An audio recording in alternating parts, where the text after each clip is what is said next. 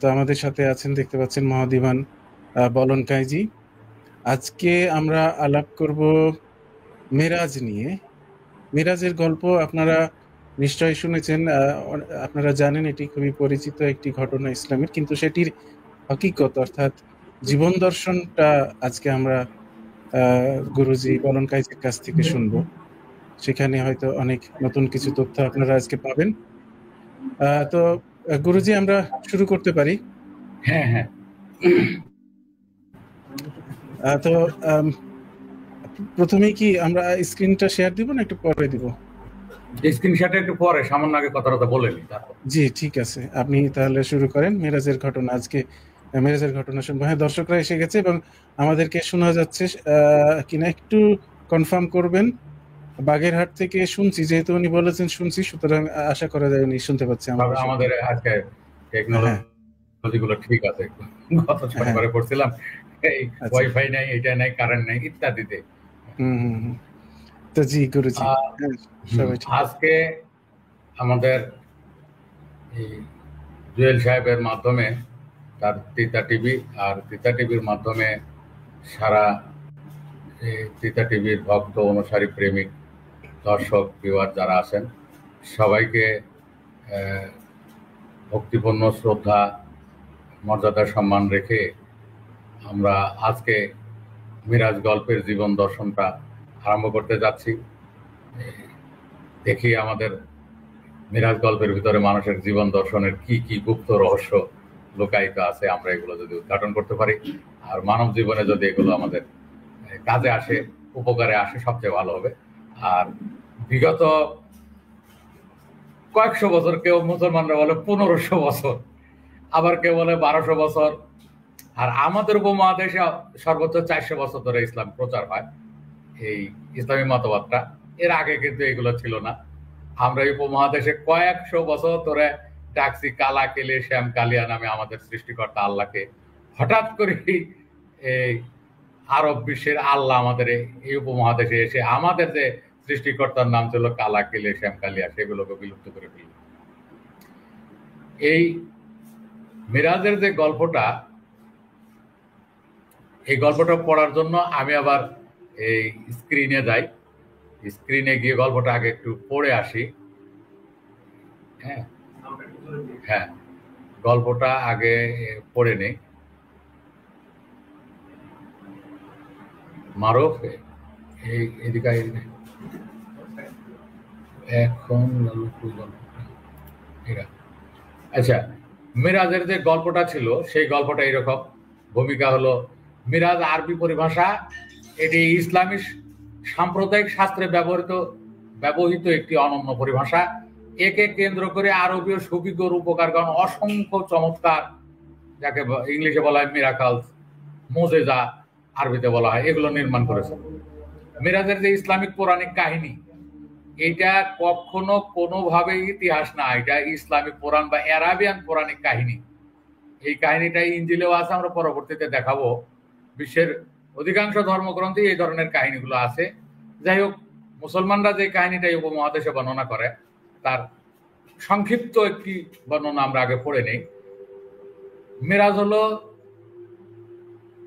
ইসলামী মতবাদে বর্ণিত নবী সাল্লাল্লাহু আলাইহি সাল্লামের সশরীরে ঊর্ধ্বগমনে আরোহণ করে কায়ের সাথে, অর্থাৎ আল্লাহর সাথে সাক্ষাৎ করার একটি অলৌকিক ঘটনা। এটি তার নবুয়ত জীবনের 11তম বছরে 27 রজব দিবাগত রাত্রে ঘটেছিল, অর্থাৎ নবীর বয়স যখন 51 বছর, তখন এই ঘটনাটি ঘটেছিল। গল্পে যেভাবে বর্ণনা আছে, প্রথমে নবী সাল্লাল্লাহু আলাইহি সাল্লাম এক রাতে বোরাক নামক এক ক্ষিপ্র গতির বাহনে চড়ে মক্কা থেকে বাইতুল মুকাদ্দাসে যান। সেখানে অন্যান্য সকল নবীর সাথে সাক্ষাৎ করেন, সকল নবীকে নিয়ে 2 রাকাত সালাত করেন। এই সালাতে তিনি ইমামতি করেন, মানে আমাদের নবী ইমামতি করেন। অতঃপর বাইতুল মুকাদ্দাস থেকে তিনি ঊর্ধ্ব আকাশে আরোহণ আরম্ভ করেন। এই ভ্রমণে তিনি প্রথম আকাশে হযরত আদম আলাইহিস সালাম, দ্বিতীয় আকাশে হযরত ইয়াহিয়া ও ঈসা আলাইহিস সালাম, তৃতীয় আকাশে হযরত ইউসুফ আলাইহিস সালাম, চতুর্থ আকাশে হযরত ইদ্রিস আলাইহিস সালাম, পঞ্চম আকাশে হযরত হারুন আলাইহিস সালাম, ষষ্ঠ আকাশে হযরত মুসা আলাইহিস সালাম, সপ্তম আকাশে হযরত ইব্রাহিম আলাইহিস সালামের সঙ্গে সাক্ষাৎ করেন। আরো কথিত আছে তিনি কায়ের সাথে সরাসরি সাক্ষাৎ করেন, যেখানে মুসলমানদের জন্য দৈনিক সালাত আবশ্যক করা হয়। এই ভ্রমণের পর তিনি সশরীরে মক্কায় ফিরে আসেন, যা ছিল তার নবুয়ত জীবনের একটি গুরুত্বপূর্ণ অলৌকিক ঘটনা। এইবার মিরাজের তারিখ অধিকাংশ মুফাসসির এক একভাবে বর্ণনা করেছেন। তার মধ্যে 27 রজব বর্ণনাটা অত্যন্ত গ্রহণযোগ্য এবং সবাই এরপর একমত। এবং আমাদের ভারতীয় উপমহাদেশে এই মিরাজের আনুষ্ঠানিকতাটা 27 রজবেই উদযাপন ওরা করেন। এবার এই ঘটনাকে কেন্দ্র করে আমরা কয়েকটি প্রশ্ন আগে রেখে যাই, পরে আলোচনা করি। প্রকৃতপক্ষে কে আরোহণ করেছেন, নবী, রাসূল, মোহাম্মদ নাকি গোলাম মোস্তফা? আমাদের এই উপমহাদেশে ওই যে উন্মাদ ওয়াইজিন যারা আছে, ওরা নবী একবার বলে, রাসূল একবার বলে, মোহাম্মদ একবার বলে, গোলাম মোস্তফা একবার বলে। উন্মাদরা জানেও না যে নবী আলাদা, রাসূল আলাদা, মোহাম্মদ আলাদা, গোলাম মোস্তফা আলাদা। অর্থাৎ আমাদের দেহের কোন সত্তা আরোহণ করেন?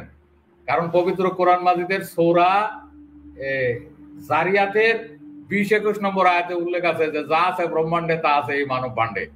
ওয়াফিল আরদি আয়াতুল লিল মুকিনিনা ওয়া ফি আনফুসিকুম।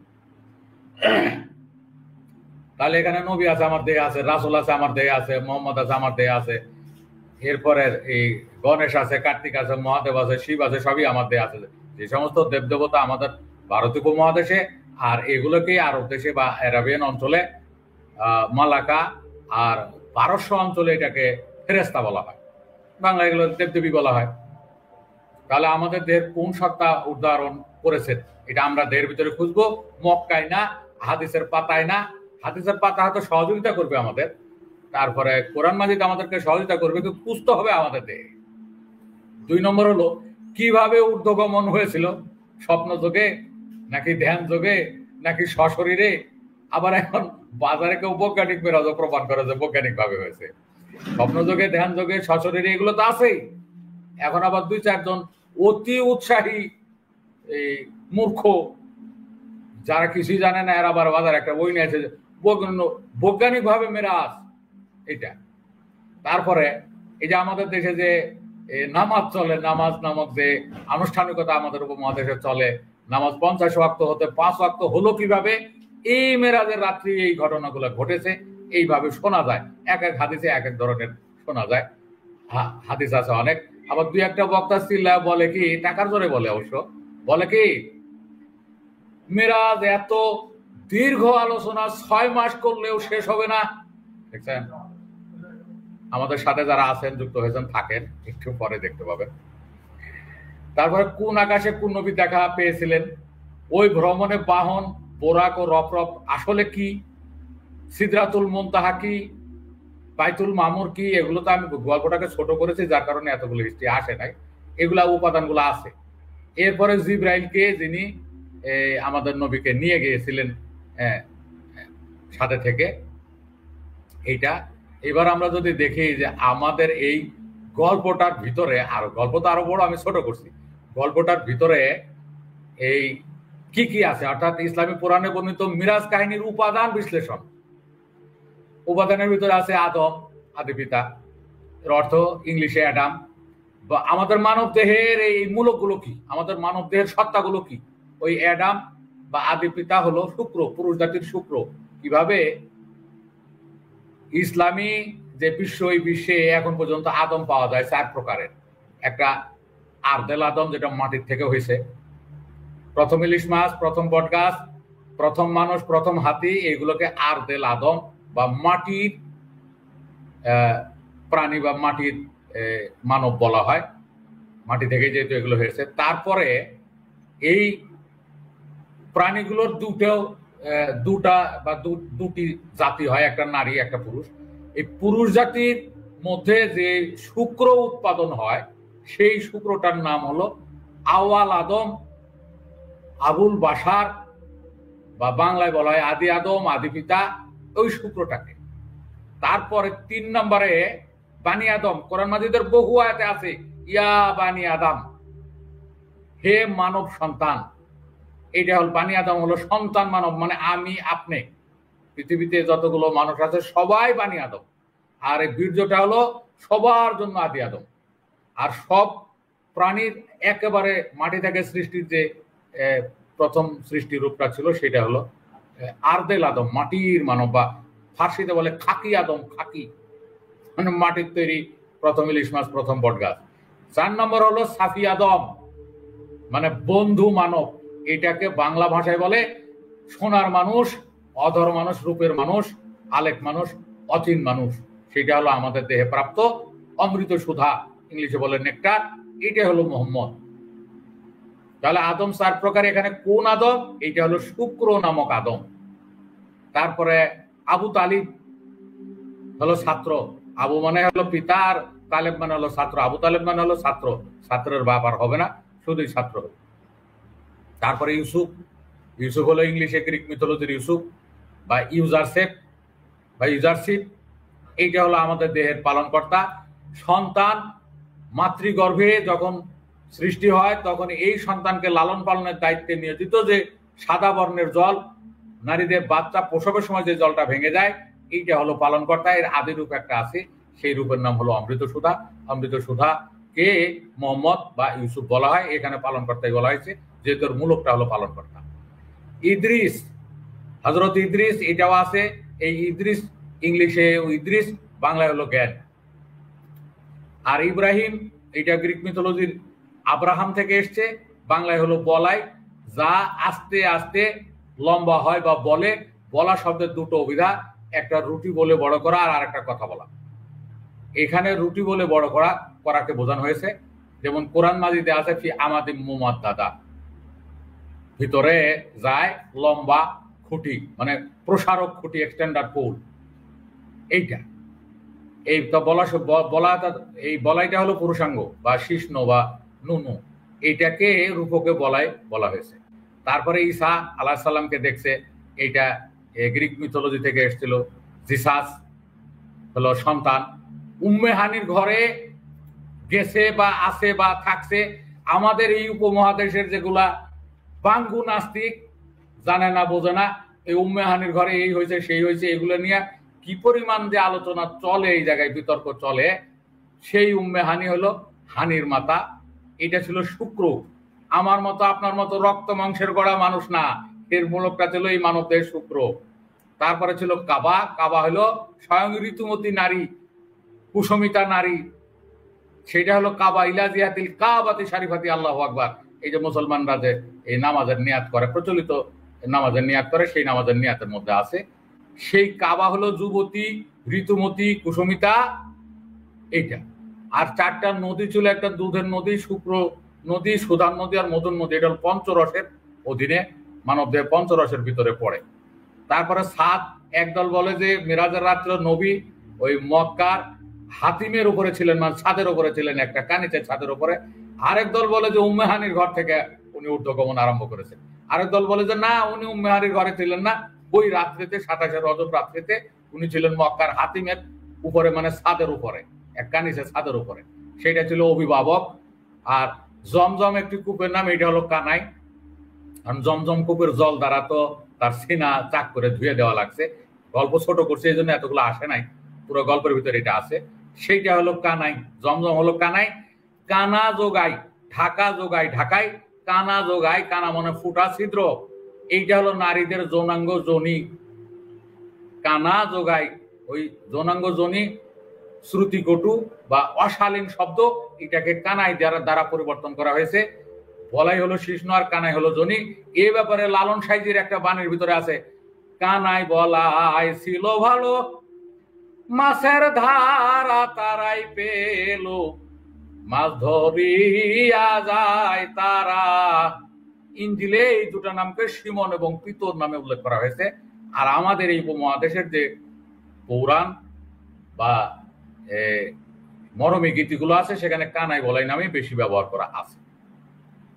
এইবার জিবরাইল আলাইহিস সালাম নবীজিকে নিয়ে গেছেন, এটা সবাই জানে। এই মিরাজে যে 22 জন রাবি, কয়েকশো হাদিস আছে, তার মধ্যে জিবরাইলই নবীজিকে নিয়ে গেছেন। জিবরাইল হলো মুখের কথা, ইংলিশ ছিল গ্যাব, GAB, গ্যাব। গ্যাব থেকে হয়েছে গ্যাবল। গ্যাব মানে কথা, মুখের কথা। গ্যাবল হলো ছোট কথা, কানে কানে বলা, ফিসফিসিয়ে কথা। আর গ্যাব্রিয়েল হলো কথার দেবতা, যিনি কণ্ঠে বসে যিনি কথা বলেন। বোবার কাছে নাই জিব্রাইল। এই মুখের কথাকে এখানে জিব্রাইল বলা হয়েছে।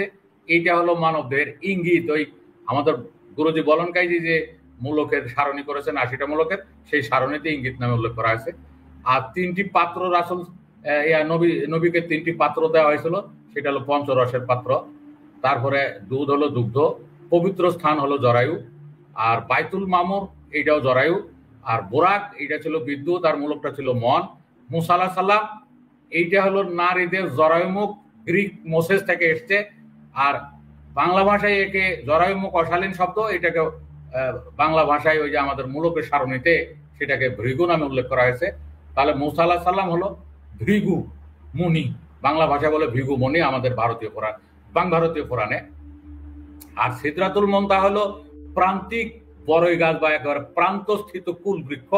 সেইটা এই বাংলায় এটার মূলক হলো মানবদেহ, এটার মূলক হলো কানাই বা যৌনাঙ্গ। আর বাহন ছিল রফরফ শব্দের অর্থ কাদা রক্ষক বা মাঠঘাট, অর্থাৎ রাস্তার ধুলোবালি যাত্রীর গায়ে যাতে না পড়ে এই জন্য সাইকেলের উপরে, মোটরসাইকেলের উপরে যে এই আবরণটা দেওয়া থাকে এইটাকে বলা হয় মাঠঘাট। মাঠ মানে কাদার, ঘাট মানে রক্ষক, মাঠঘাট হলো কাদা রক্ষক। আর এইটা হলো নারীদের রজপটি। যখন কুসুমিতা নারী বা রজস্বলা নারীর রজ আসে তখন তারা এই পটিটা ব্যবহার করে, এটাকে বলে রজপটি, ইংলিশে বলে প্যাড। আর সিনাসাক এই শব্দটা ফার্সি কথা, আরবিতে নাই, মানে বুক ফাড়া আর কি। সিনাসাক করা, নবীকে ঊর্ধ্বগমনে নেওয়ার আগে সিনাসাক করেছে কয়েকজন ফেরেশতা এসে, এরপরে জমজমের জল দ্বারা পুরাটা ধুয়ে পরিষ্কার করে নিয়ে গেছে। এ ব্যাপারে অনেক এই মুখরোচক মন গড়া গল্প আমাদের উপমহাদেশে আছে। মিরাজের উপরে কয়েক লাখ গল্প আছে, তার ভিতরে আমরা সংক্ষিপ্ত আজকে সুযোগ পাবো বর্ণনা করার। তারপরে আছে হিন্দা হলো শুক্র, এরপরে আছে হারুন। এই হারুন আলাইহিস সালাম হলো জরায়ু, মূলকটা জরায়ু। আর রজব হলো পবিত্রতার 27তম দিন। যেই রজব তারিখে, এই রজবের 27 তারিখে ঊর্ধ্বগমনটা হয়েছিল, সেটা হলো পবিত্রতার, নারীদের, রজস্বলা নারীদের রজস্রাব বিদায় যেদিন হয় বা রজ থেকে তারা যেদিন পবিত্র হয় সেদিন থেকে একদিন গণনা করলে 27তম দিবসটা হয় একেবারে শেষ দিবস। এই দিবসটাতে আবার মুসলমানদের শবে কদর নামে আর একটা আনুষ্ঠানিকতা আছে, সেটাও কিন্তু 27শে রমজান। এটাও 27শে রজব, আর ওটা হলো 27শে রমজান। এটা হলো পবিত্রতা। এই ছিল মূলত আমাদের এই ইয়াগুলা, ওই মূলকগুলো, এই গল্পের ভিতরে যে উপাদানগুলো ছিল সেই উপাদানগুলো মূলক। এবার আরেকটু বলি যে প্রথম আসমানে হযরত আদম আলাইহিস সালাম, এটা ছিল শুক্র। তারপরে দ্বিতীয় আসমানে হযরত ইয়াহিয়া বিদ্যুৎ, তৃতীয় আসমানে হযরত ইউসুফ পালনকর্তা, চতুর্থ আসমানে ইদ্রিস আলাইহিস সালাম, এটা জ্ঞান। পঞ্চম আসমানে হারুন আলাইহিস সালাম, এটা জরায়ু। আর ষষ্ঠ আসমানে মুসা আলাইহিস সালাম, এটা হলো ভৃগু। আর সপ্তম আসমানে ইব্রাহিম আলাইহিস সালাম, এটা ছিল বলাই বা শিষ্ণু। এখন যে সিদরাতুল মুনতাহা যেটা আছে সেটা হলো বড়ই গাছ। সিদরা শব্দের অর্থ হলো বড়ই গাছ বা পদ্ম গাছ, কাঁটাযুক্ত গাছ, বা আরব দেশে জুজুব গাছ নামে পরিচিত। আর সিদরাতুল মুনতাহা হলো প্রান্তিক কুল বৃক্ষ বা শেষ প্রান্তের বড়ই গাছ। এইটা হলো নারীদের জরায়ুমুখ। অর্থাৎ আমরা পৃথিবীবাসীর সকল পুরুষ মানুষ যতই গবেষণা করি আর যতই পরীক্ষা নিরীক্ষা করি, জরায়ু মুখের নাম হলো ভৃগু। এই জরায়ু মুখের এই পার পর্যন্ত আমরা কাজ করতে পারবো, ওই পারে কি আছে এটা দেখতে পারবো না, জানতে পারবো না। অর্থাৎ জরায়ুতে কি আছে, কে আছে, কিভাবে আছে, এই সম্পর্কে আমরা জানতে পারবো না। এই জন্যই এটাকে বলা হয়েছে প্রান্তিক বড়ই গাছ বা সিদরাতুল মুনতাহা, শেষ প্রান্তের বড়ই গাছ। আর এই বড়ই গাছটা হলো মানব দেহ। আবার বড়ই গাছটা হলো স্বয়ং কানাই। বড়ই গাছে যেমন কাঁটা থাকে, তেমনি নারীদের সাথে দৈহিক মিলনে গেলে এই কাঁটার আঘাতে যেভাবে মানুষ জর্জরিত হয়, তেমনি যৌনাঙ্গের আঘাতে যৌন মিলনের সময় হঠাৎ করে বীর্যপাত করে মানুষ বের হয়ে আসতে বাধ্য হয় বা সাধন শেষ করতে বাধ্য হয়। এই কারণে যোনিকে কাঁটাযুক্ত গাছের সঙ্গে তুলনা করা হয়েছে। যৌনাঙ্গকে রূপকে সিদরাতুল মুনতাহা বলা হয়েছে। আর মুনতাহা হলো শেষ বা একেবারে সমাপ্ত, চূড়ান্ত। আর বাইত শব্দের অর্থ হলো গৃহ, যেটা বাইতুল মামুর। বাইত শব্দের অর্থ হলো গৃহ, বাড়ি, বাসস্থান, ঘর, আখড়া। আর বাইতুল মামুর হলো প্রাণবন্ত গৃহ, যেই গৃহে জীব প্রাণবন্ত হয়, নিষ্প্রাণ বা নীরব ভৌত বস্তু, ভৌত পদার্থ ছিল বা জড় পদার্থ ছিল, সেখান থেকে প্রাণবন্ত হয়, এটা হলো বাইতুল মামুর। সেই বাইতুল মামুরটা হলো নারীদের জরায়ু। এই জরায়ুতে সকল প্রাণী প্রাণবন্ত হয়। এই ব্যাপারে পবিত্র কোরআন মাজিদে পরিষ্কার ভাবে উল্লেখ আছে, কাইফা তাকফুরুনা বিল্লাহ অকুনতুম আমওয়াতান সুম্মা ইউমিতুকুম সুম্মা ইউহয়িকুম সুম্মা ইলাইহি তুরজাউন। মূল বক্তব্যটা এরকমই যে তোমরা কিভাবে কাইকে অস্বীকার করো, অথচ তোমরা ছিলে মৃত, তারপরে তোমাদেরকে জীবিত করা হয়, আবার মৃত্যু দেওয়া হয়, আবার জীবিত করা হয়। মূল বক্তব্যটা এরকম ওই আয়াতটা। সেখানে বোঝা যায় যে মানুষ শুধু শুক্রাণু হয়, আবার জরায়ুর ভিতরে গিয়ে মানুষ রূপে বের হয়, আবার প্রাপ্তবয়স্ক হলে শুক্রাণুতে পরিণত হয়, আবার জরায়ুতে গিয়ে মানুষ রূপে বের হয়ে আসে।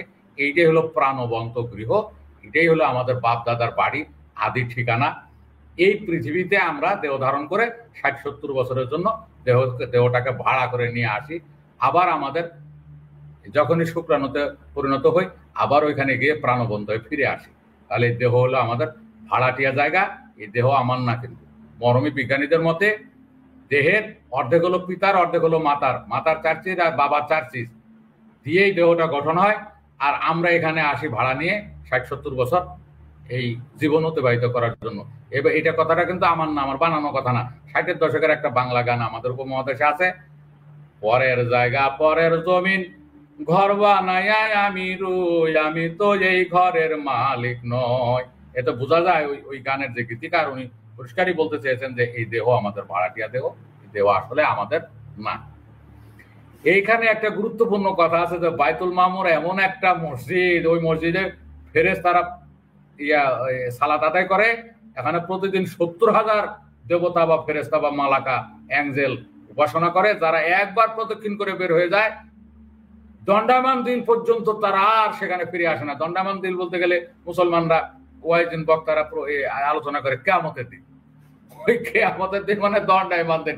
কিয়ামত শব্দের অর্থ তো ওইও বোঝে না, আমার বাপও বোঝে না, দাদা বোঝে না, টাকার বিনিময়ে ওয়াজ করে। এই কিয়ামতের দিন হলো পুরুষ জাতি নারীর সঙ্গে বৈঠন করতে গিয়ে যখন সূত্রপাত হয়ে ইন্দ্রিয় সঞ্চালন ক্ষমতা বন্ধ হয়ে যায়, স্থিমিত হয়ে যায়, দাঁড়িয়ে যায়, এই সময়টাকে বলা হয়েছে ইয়াউমাল কিয়ামাত, থামার দিন, দাঁড়ানোর দিন। এইটাকে ওরা রূপক ব্যাখ্যা করেছে যে মহাপ্রলয়ের দিন আকাশ ভেঙে যাবে, তারপরে জমিন ভেঙে তুলার মতো উঠতে থাকবে কিয়ামতের দিন, এমন ভয়ঙ্কর দিন হবে, এগুলো বর্ণনা করতে। আসলে আর দুর্যোগতের সময় আর বাপের ওরা দাদা তো জানে না। কিয়ামত শব্দের অর্থ হলো থেমে যাওয়া, দাঁড়িয়ে যাওয়া, দণ্ডায়মান হওয়া। কি থামা? সময়, যৌবন কি থামবে, কি দাঁড়িয়ে যাবে? আর সেদিনে আকাশ ভাঙবে, পৃথিবী ভাঙবে। আসলে মানুষের দেহের উপরে হলো আকাশ আর দেহের নিচে হলো জমিন। এইটা ভাঙে কখন? যখনই মানুষ শুক্রাণুতে পরিণত হয়, শুক্রে পরিণত হয়, সারা দেহের থেকে রস আকারে এই শুক্র তৈরি হয়, আর নাকের বাতাসে উঠতে থাকে। এইটাকে বলা হয়েছে কিয়ামতের দিন আকাশ ভাঙবে, জমিন ভেঙে তুলার মতো উঠতে থাকবে বাতাসে, নাকের বাতাসে। তোমার নাভির উপরের অংশ আকাশ আর নাভির নিচের অংশ জমিন। এই আকাশ জমিন ভেঙে রস হয়ে বের হয়ে যায়। এইটাকে বলা হয়েছে কিয়ামত বা ইয়াউমাল কিয়ামাত। এই কিয়ামত পর্যন্ত আর আসে না 70,000 ফেরেশতা। কে 70,000 ফেরেশতা যদি বলি, তাহলে আমাদের আধ্যাত্মিক সূত্রাবলী একটা বই আছে, শতসূত্র বর্ণনা করা আছে, আধ্যাত্মিক সূত্র। ওই আধ্যাত্মিক সূত্রাবলীর একটা সূত্র আছে শূন্যক সূত্র। ওই সূত্রের একটা উদাহরণ আমাদের মুহাত্তা লালন সাহেজি বলছেন যে 9 শূন্য দিলে 90,000 কয় দলিলে সব শূন্য মুছে দিলে সূত্রের 9-এর খেলা। সেই সূত্র অনুযায়ী আমরা যদি 70,000 থেকে 3টা শূন্য তুলে দিই, থাকে হলো 70। 70টা হইলো আপনার আর আমার হাতের এই যে হার্টবিট বা পালপিটেশন বা হৃদস্পন্দন বা হৃদকম্প, হার্টবিট। এই যে একবার জরায়ু থেকে যে সন্তান বের হয়ে যায়, ও আর কোনোদিন এখানে আসার সুযোগ পাবে না। স্তনের দুধ একবার বের হয়ে গেলে যেমন আর ঢোকানো যাবে না, দুধ থেকে একবার যদি কেউ ঘি উঠিয়ে ফেলে, এটা যেমন আর দুধের সঙ্গে মিশ্রণ করা যাবে না। কোন সন্তান যদি মাতৃগর্ভ থেকে একবার ভূমিষ্ঠ হয়, আর মাতৃগর্ভে যেতে পারবে না। তবে যেতে পারবে ওই শুক্রাণু আকারে, কিন্তু সরাসরি আর যাওয়ার কোনো সুযোগ নাই। এই জন্যই বলা হয়েছে এখানে 70,000 দেবতা এখানে উপাসনা করে, একবার বের হয়ে গেলে আর কিয়ামত পর্যন্ত আসে না। আবার যেদিন শুক্রবার হবে, কিয়ামত শব্দের অর্থ হলো ইয়মাল কিয়ামত শব্দের অর্থ হলো মানে প্রায়োগিক ক্ষেত্রটা হলো শুক্রবাতের সময়, শুক্রবাতের দিন। আবার শুক্রবাতের পূর্ব পর্যন্ত ওই আর ঢুকতে পারবে না। ওই বড় হবে, বড় হয়ে ওর শরীর আবার শুক্র তৈরি হবে, আবার যখন রমণীর কাছে আসবে শুক্রবাত করবে, সেদিন আবার এই জায়গায় আসতে পারবে, এছাড়া আসতে পারবে। এই ছিল মূল কথাটা বাইতুল মামুরের। এবার আমরা মিরাজ শব্দটা দেখি। মিরাজ হলো উত্তরণ, আরোহণ, আরোহণের স্থান, স্বর্গারোহণ, সিঁড়ি, মই, সোপান, এইগুলো হলো মিরাজ শব্দের অর্থ, বিভিন্ন জায়গায় বর্ণিত আছে। এবার এই মিরাজ শব্দ নিয়ে পবিত্র কোরআন মাজিদে কি ইঙ্গিত আছে সেই ব্যাপারটা আমরা একটু দেখি, যে পবিত্র কোরআন মাজিদে কি ইঙ্গিত আছে। হ্যাঁ, এইটা আছে সূরা বানী ইসরাইল, 17 নম্বর সূরা বানী ইসরাইলের শ্লোক নম্বর 1। এখানে বলা আছে, সুবহানাল্লাযী আসরা বিআবদিহি লাইলাম মিনাল মাসজিদিল হারাম ইলাল মাসজিদিল আকসা ইলা আখিরিল আয়া। এইটার বাংলা অর্থ হলো, পবিত্র মহান সেই সত্তা যিনি তার দাসকে রাতে এক পবিত্র মন্দির থেকে আর এক পবিত্র মন্দির পর্যন্ত ভ্রমণ করিয়েছেন, ভ্রমণ করান। আর আশেপাশে আমরা কল্যাণ দিয়েছি যেন আমরা তাকে আমাদের কিছু নিদর্শন দেখাতে পারি। তিনি সর্বস্রষ্টা, তিনি সর্বদ্রষ্টা। এইটা হলো সূরা বানী ইসরাইলের, পবিত্র কোরআন মাজিদের সূরা বানী ইসরাইলের 1 নম্বর শ্লোক। এইটা হলো মোল্লা মুন্সিদের বিশাল বড় এভিডেন্স। এইখানে মেরাজের ইঙ্গিত আছে, এখান থেকে তারা মেরাজ প্রমাণ করার চেষ্টা করে। এছাড়াও পবিত্র কোরআন মাজিদের 70 নং সূরা আল মারিজের শ্লোক নং 3-এ লেখা আছে, মিনাল্লাহি জিল মাআরিজ, গায়ের পক্ষ থেকে সোপানের প্রভু। ওই যে মিরাজ শব্দের আরো কিছু আমি উদ্ধৃতি দেখাচ্ছি। আর একটা জায়গায় আছে, দেবতাগণ আত্মা তার দিকে চলে যেদিনে তার পরিমাণ 50 সহস্র বছর। এইটা আর যেগুলো আছে আমাদের না বললে হবে। এইবার আমরা মিরাজের এই মূল উপাদানগুলো নিয়ে একটু আলোচনা করতে চাই। এবার আপনি যদি আমাদের সাথে থাকেন তাহলে কোনো সমস্যা নাই, সাথে যদি আসেন আপনি ভালো করে। মিরাজের উপরে মোটামুটি একটা এভিডেন্স আমরা দেখাতে পারলাম। এই ধরনের এভিডেন্স পবিত্র ইনজিল মাজিদেও আছে, ইনজিল শরীফেও আছে। সেখানে বলা আছে যে সেই দেবতা বা সেই ফেরেশতা আমাকে নিয়ে এইভাবে ঊর্ধ্বগমনে গেলেন, এইভাবে নদী দেখালেন, এইভাবে আমাকে জান্নাত দেখালেন, জাহান্নাম দেখালেন, এখানে এই গাছ দেখালেন, এখানে এই ভবনটা দেখালেন। এই সেম বর্ণনা ইনজিলে আছে। যদি আপনারা ইনজিল দেখেন তাহলে পাবেন, আর যদি না পান আমি কিন্তু বলে দিতে পারবো যে 22 অনুচ্ছেদে গেলে এই বর্ণনাগুলো আপনারা পাবেন ইনজিলে। আগের ইনজিলে ইউহান্নার অংশ আছে, এখনকার ইনজিলে যে 22 নম্বর অনুচ্ছেদে আমি দেখেছি এগুলো আছে। এবার আপনি সাথে থাকেন। এই মিরাজ নিয়ে কতগুলো প্রশ্ন, যে প্রকৃতপক্ষে আরোহণ করেছেন কি, প্রকৃতপক্ষে আসলে উদ্ধারণ হয়েছিল কার, নবী, রাসূল, না মুহাম্মদ, না গোলাম মোস্তফা? কে ঊর্ধ্বগমন করেছেন? আমাদের এই মানব দেহে কয়েক হাজারের এন্টি আছে, মানে সত্তা আছে, মানে এন্টিটি। তার মধ্যে কোন সত্তাটার উদাহরণ ঘটে এটা আমাদের প্রথমবার করতে হবে। চোখ যায় না, একবারে যে ইনস্টল হয়েছে আর যায় না, কান যায় না, নাক যায় না, হাত পা অঙ্গ প্রত্যঙ্গ কোনো কিছুই হঠাৎ করেই যায় না, সবগুলোই আমাদের সাথে থাকে। একটা জিনিস আমাদের দেহ থেকে যায় আবার 27 দিন পর ফিরে আসে, সেটা হলো নারীদের রজস্রাব। নারীদের রজস্রাবটা একবার 3 দিন এই লোকধামে থাকে, তারপরে আবার ঊর্ধ্বগমনে যায়, 27 দিন পর আবার ফিরে আসে। এটা ছাড়া আপনারা সারা পৃথিবীর সকল মোল্লা মুন্সি, সকল গবেষক খুঁজে দেখেন যে মানব দেহ থেকে কে বাইরে যায় কিছুদিনের জন্য আবার আসে। এই জন্য গল্পটা হচ্ছে চোখ এবং রজস্রাবের মধ্যে। চোখ বলছে, রজ দিদি তোমাকে তো কয়েকদিন আমরা দেখি, তারপরে আর দেখি না কেন, তুমি কোথায় যাও? রজস্রাব বলছে, দাদা প্রকৃতির নিয়মে আমি 3 দিন এই লোকধামে থাকি, কিছু স্বর্গীয় ইঙ্গিত, স্বর্গীয় বাণী স্বর্গীয় পাঠন পঠন তথ্য উপাদান এগুলো আমি নিয়ে আসি, নিয়ে এসে বিশ্ববাসীকে জানাই, জানিয়ে 3 দিন বা 3.5 দিন পরে আমি আবার আমার নিজের আলয়ে বা নিজের দেশে নিজের জন্মস্থানে পবিত্র স্থানে চলে যাই। সেখানে শব্দটা ব্যবহার করছে মিরাজ, মানে আমি ঊর্ধ্ব আরোহণ করি। এই মূলত কাহিনী এইটু। ওই রজস্রাব 3 দিন বা 3.5 দিন বাইরে থাকে, তারপরে 27 দিনের জন্য থাকে না, 27 দিন পর আবার আসে। মূল কাহিনী হলো এইটু, আর অন্য কোনো কিছুই এখানে নেই। তাহলে আমরা জানি যে আমাদের একটি সত্তার ঊর্ধ্বগমন ঘটে, সেটা হলো রজস্রাব। এইটাকে আরবি ভাষাতে আরব্য পণ্ডিতরা, আরব্য গবেষকরা, আরব্য রূপকাররা নাম রাখছেন নবী, যিনি স্বর্গীয় ভাব এই পৃথিবীতে আনয়ন করেন। এখন নবীটাকে যদি আমরা আরো ক্লিয়ার করি, স্বর্গীয় বাণী কয়জনে বহন করে? পুরুষ দেহে দাঁত আর দাড়ি, আর নারী দেহে দাঁত, স্তন আর রজস্রাব, এই 3টা সত্তা স্বর্গীয় বাণী বহন করে।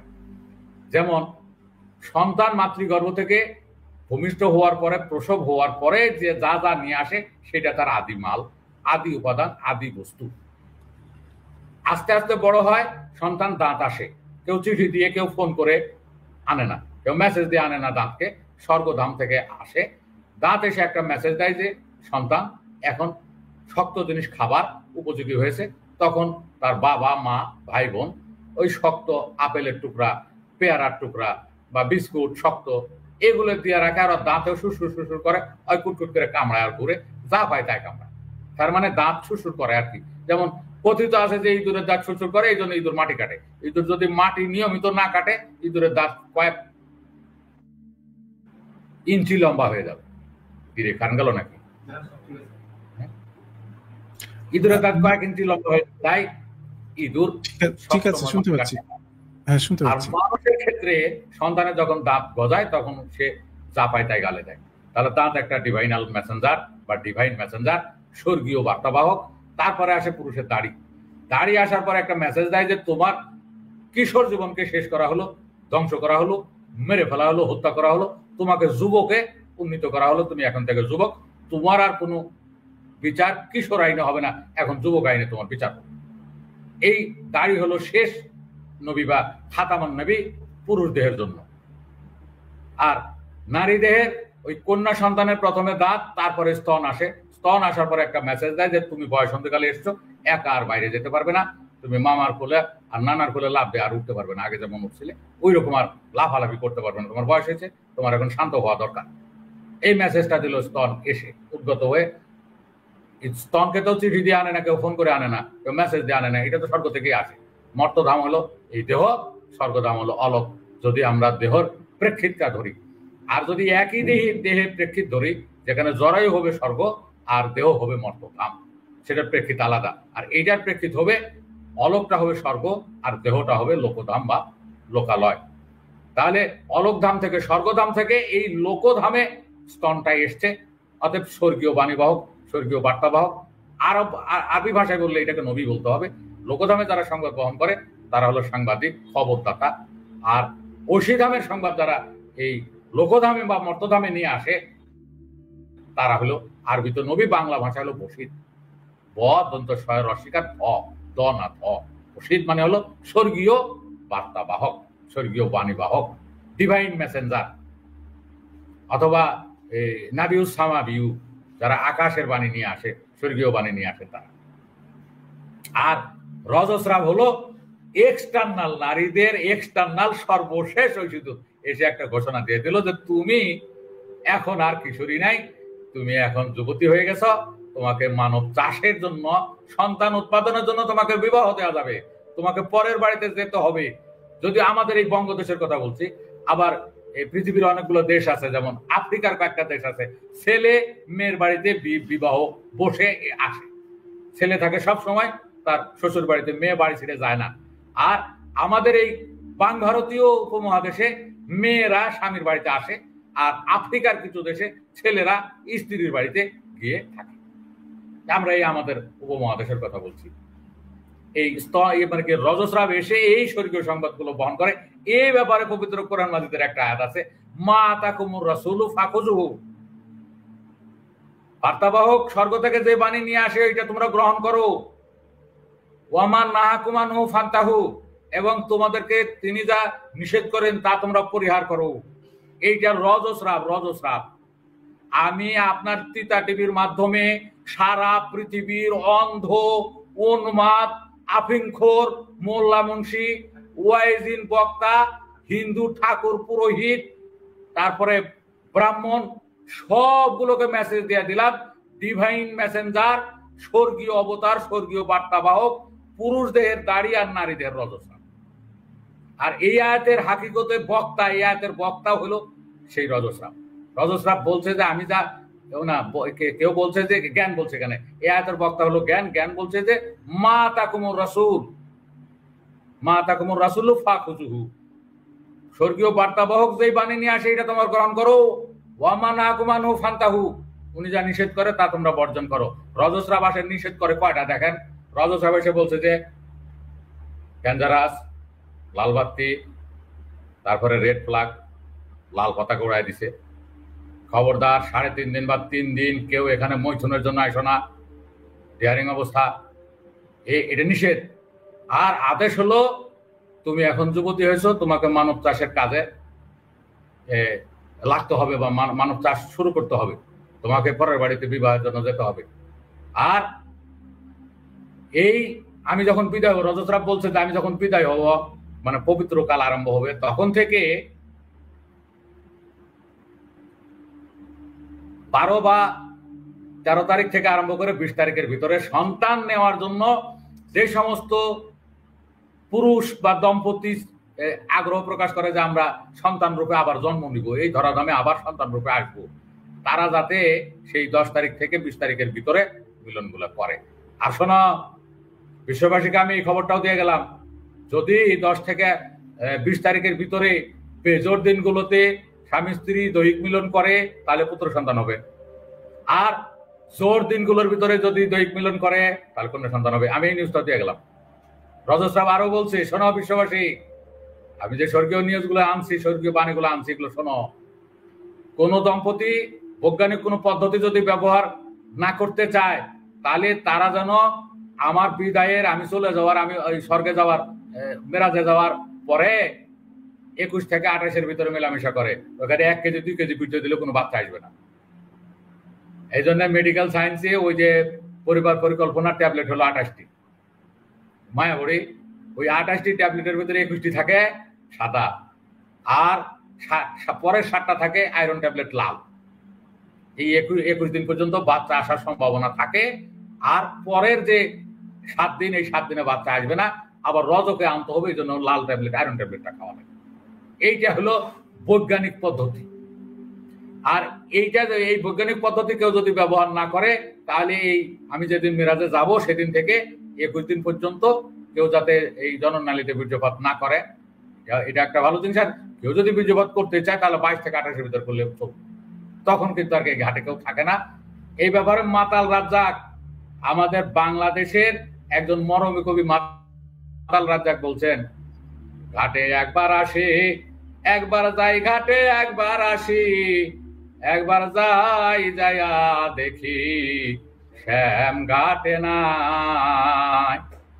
অর্থাৎ 22 থেকে 28 পর্যন্ত এখানে সন্তান সৃষ্টি করা আর লালন পালন করার জন্য সাদা ঈশ্বর, কালো ঈশ্বর, অর্থাৎ আরবিতে বললে আল্লাহ এবং রব, আর বাংলা ভাষায় যদি আমরা সংস্কৃত ভাষায় বলি ব্রহ্মা এবং বিষ্ণু, আর আমাদের বাংলা ভাষায় যদি বলি গায় এবং সাঁই, এরা থাকে না। সন্তান লালন সৃষ্টি করা, লালন পালন করার জন্য থাকে না। 22 থেকে 28 পর্যন্ত ফুল ফ্রি থাকে যারা, আর এরা মেরাজ চলছে, গুপ্ত ব্যক্ত আলাপে চলে গেছে। এবারে মহাত্মা লালন সাইজে একটা গানের ভিতরে লিখছে কি, এই মিরাজের যে পানিটা, এই যে গুপ্ত ব্যক্ত হয় আলাপন, ওই মিরাজের গানটা আমার এই মুহূর্তে মনে আসতেছে না, চর্চা নাই। হ্যাঁ, যাই হোক, তাহলে এইটা ঊর্ধ্বগমন করেছেন স্বয়ং আমাদের রজদেবী বা রজস্রাব, যেটা বাংলা ভাষায় বলা সরস্বতী দেবী, তার হয়েছে ঊর্ধ্বগমন, এখানে অন্য কারো নয়। এবার যদি আমরা পরবর্তী যে প্রশ্নটা আসে এটা দেখি, যে আচ্ছা কিভাবে গুরুজি, স্বপ্ন এখানে থেকে নাকি সশরীরে, তাহলে আচ্ছা ঊর্ধ্বগমনটা হয়েছে। গুরুজি, একটা এখানে আরো যে প্রথম আসমান, দ্বিতীয় আসমান, সপ্তম আসমান, এই বিষয়টা আর উম্মে হানির সাথে সম্পর্ক, এই পুরো বিষয়টা একটু আলোচনা করেন।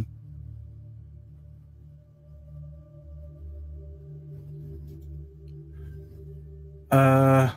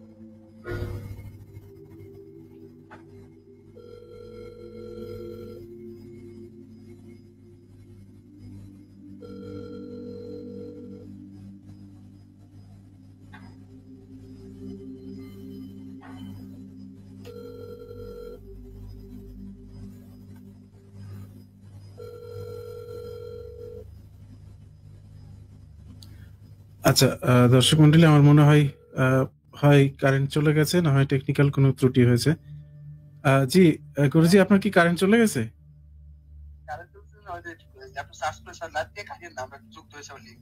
হ্যাঁ হ্যাঁ, আবার ঠিক আছে, আবার যুক্ত হন।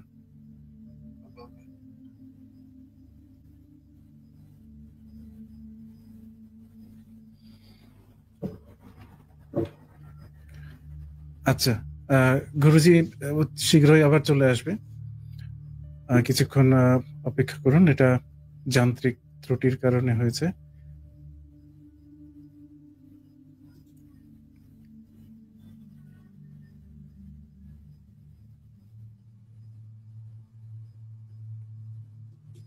আচ্ছা, অনেকের অনেক প্রশ্ন আছে, তা আপনারা অনুষ্ঠানের শেষের দিকে অপেক্ষা করেন, আমি যুক্ত হওয়ার জন্য লিংক দিয়ে দিব। আপনারা নিজে থেকেই গুরুজির সাথে কথা বলে আপনাদের প্রশ্নগুলো উত্থাপন করতে পারবেন।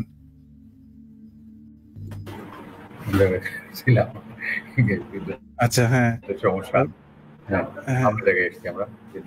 হ্যাঁ, সমস্যা নেই, আপনি একটু স্ক্রিনটা পরের স্ক্রিনটা আমাকে একটু দিয়ে রাখেন। আবার পেয়েছি পরের সেটাই, হ্যাঁ এটা যাবো।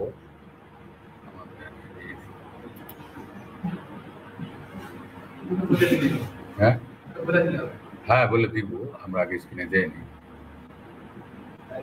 আবার তো আমাদের ই করা লাগবে। হ্যাঁ, সবকিছু চলে গেছে। হ্যাঁ হ্যাঁ, আমি আবার আসতেছি, ওয়াটার ফাইলটা ফেলে যাক। আজকে বিদ্যুতের বিভ্রাটের কারণে একটু দুঃখ প্রকাশ করি, এই তো, তাই না? না, সমস্যা নেই, আমাদের দর্শকরা কেউ জাননি, সবাই আছেন আপনার আলোচনা শোনার জন্য। আমরা এখানে ছিলাম যে কিভাবে ঊর্ধ্বগমন হয়েছিল, স্বপ্নযোগে নাকি ধ্যান যোগে। আচ্ছা, আমার একটা প্রশ্ন ছিল যে কিছু জিনিস মনে হয় না বলাই থেকে গেল, যেমন প্রথম আকাশ, দ্বিতীয় আকাশ, তারপরে তৃতীয় আকাশ, এইভাবে, আর উম্মে হানি ব্যাপারটা, সেটার হকিকতটা শোনা হয়নি। ও আচ্ছা আচ্ছা, এগুলো আমি প্রথম দিকে শুরু থেকে শেষ পর্যন্তই প্রায় বলে ফেলেছি, তারপরে যদি আবার আমরা না, একটা একটা করে বলেছেন, আলাদা আলাদা করেন, পুরো জিনিসটা একটা সামারি, যে একটা সামারি করে দেন। হ্যাঁ, আমরা তখন বলেছিলাম যে আমাদের এই মেরাজ গল্পের ভিতরে যে উপাদানগুলো আছে, সেই উপাদান ছিল আদম, আবু তালিব, ইউসুফ, ইদ্রিস, ইব্রাহিম, ঈসা, উম্মে হানি, কাবা, 4টি নদী, সাত, জমজমের পানি দিয়ে ওই যে তার হৃৎপিণ্ড ধোয়া, তারপরে জিব্রাইল, 3টি পাত্র, পবিত্র স্থান, বাইতুল মামুর, বুরাক, রফরফ, সিদরাতুল মুনতাহা, সিনাসাক, হিন্দা, হারুন আর রজব। এই জিনিসগুলো উপাদানের ভিতরে ছিল, সেগুলোর মূলক আমরা বের করে প্রথম দিকে দেখিয়েছি। দেখেন, একটু স্মরণ করেন যে আদম ছিল শুক্র, তাহলে উম্মে হানি এখানে ছিল কি? উম্মে হানি ছিল হানির মাতা, যাকে মূলকে মরমীবাদীরা মূলকে শুক্র বলে। অর্থাৎ পৃথিবীতে যতগুলো আপনি যদি দেখেন যে পৃথিবীতে যতগুলো নারী চরিত্র আছে আর যতগুলো নানি, দাদি, ভাবি, ফুফু, খালা চরিত্র আছে, দেবী চরিত্র আছে, সেটা সারা পৃথিবীর সকল পুরাণের ভিতরে একমাত্র আদি মাতা হলো রজস্রাব, আর সকলগুলোই হলো পুরুষ জাতির শুক্র। তাহলে এখানে উম্মে হানি পুরুষ জাতির শুক্র, মা জুলেখা, মা খাদিজা, মা আয়েশা সবগুলো পুরুষ জাতির শুক্র। এখানে মা লক্ষ্মী, মা দুর্গা, মা পার্বতী সবগুলোই পুরুষ জাতির শুক্র, এক্সেপ্ট হলো আদিমাতা। এইখানে আমাদের ভারতীয় পুরাণে মা সরস্বতী, এটা হলো পুরুষ জাতির নারী জাতির রজস্রাব। আর যদি আমরা গ্রিক মিথোলজিতে বলি, মা ইভ, অ্যাডামের স্ত্রী মা ইভ। ইভ হলো ইভিনিং এর সংক্ষিপ্ত রূপ। ইভিনিং হলো সন্ধ্যা লগ্ন, মানে গোধূলি লগ্ন, মানে পশ্চিম আকাশের লালিমা। তাহলে ইভ শব্দের অর্থ লাল রঙের আভা, রঙিন আভা। এইটাকে ট্রান্সলেশন করে আরবিতে আনা হয়েছে হাওয়া। হাওয়া শব্দের অর্থ লাল রঙের আভা, রক্তিম আভা। অর্থাৎ এইটা ট্রান্সলেশন। আর অন্য অন্য জায়গায় ট্রান্সলিটারেশন করে আনা হয় জিব্রাইল, ওখানে গ্যাব্রিল, এখানে হয়েছে জিব্রিল। আবার ওইখানে মাইকেল, এখানে করা হয়েছে মিকাইল। আর ট্রান্সলেশন করে আনা হয়েছে হাওয়া। মা হাওয়াকে যখন হাওয়া বলা হয়েছে আরবিতে, মজার বিষয় হলো পবিত্র কোরআনের শুরু থেকে শেষ পর্যন্ত হাওয়া শব্দের কথা উল্লেখ নেই। লেখা আছে আদমের স্ত্রীর ব্যাপারে, সেই মেয়েটি, ওই মেয়েটি, তার স্ত্রী, এই বিশেষণ ব্যবহার করা আছে। হাওয়া নাম পবিত্র কোরআন মাজিদের শুরু থেকে শেষ পর্যন্ত কোথাও কেউ দেখাতে পারবে না। এই মা হাওয়া, মা ইব আর মা সরস্বতী বাদে সকল নারী চরিত্রগুলোই হলো পুরুষ জাতির শুক্র। পুরুষ জাতির শুক্রকে সবসময় নারী চরিত্রে পার্সনিফাইড করা হয় বা নরোত্তারক করা হয়। আর শিষ্ণ, জ্ঞান, এইগুলোকে সবসময় পুরুষ চরিত্রে পার্সনিফাইড করা। তাহলে উম্মে হানি হলো পুরুষ জাতির শুক্র। এগুলো পুরোটাই রূপকথা, পুরোটাই গল্প, শিক্ষণীয় গল্প। সেখানে বাস্তবে উম্মে হানি আর বাস্তব উম্মে হানির ঘরে যাওয়া, এগুলো কখনোই গ্রহণযোগ্য নয়। এগুলো রূপকথা, উপমান বিষয় আসে। আচ্ছা, প্রথম আসমান, দ্বিতীয় আসমান, এইভাবে ষষ্ঠ আসমান, এই ব্যাপারে আমরা প্রথম আসমান দ্বিতীয় আসমানের ব্যাপারে বলেছি, এই যে এই জায়গাটা ক্লিয়ার করেছি। প্রথম আসমানে হযরত আদম আলাইহিস সালামের সঙ্গে দেখা হয়েছিল, এইটা বাংলা অর্থ হলো মৃন্ময়, এটা হলো পুরুষ জাতির শুক্র। তৃতীয় আসমানে হযরত ইয়াহিয়া এবং হযরত ঈসা আলাইহিস সালামের সঙ্গে দেখা হয়েছিল, এইটা বাংলা অর্থ হলো শৌচাগার বা বিদ্যুৎ। ইয়াহিয়া বিদ্যুৎ। ইউসুফ আলাইহিস সালামের সঙ্গে দেখা হয়েছে তৃতীয় আসমানে, এটা গ্রিক মিথোলজিতে বলে জোসেফ, আরবিতে বলছে ইউসুফ, যার কোনো আবরণ নাই, একেবারে উলঙ্গ, সেটা হলো আমাদের পালনকর্তা নামক অমৃত জল। চতুর্থ আসমানে হযরত ইদ্রিস আলাইহিস সালামের সঙ্গে দেখা হয়েছে। ইদ্রিস গ্রিক মিথোলজিতে ইনক, আরবিতে এসে হয়েছে ইদ্রিস, বাংলা অর্থ হলো শিক্ষক, আর দেহতাত্ত্বিক মূলক হলো জ্ঞান। পঞ্চম আকাশে হযরত হারুন আলাইহিস সালামের সঙ্গে দেখা, এইটা গ্রিক মিথোলজিতে অ্যারন, আরবিতে এসে হয়েছে হারুন, বাংলা অর্থ হলো সূর্য, এর মূলকটা হলো জরায়ু।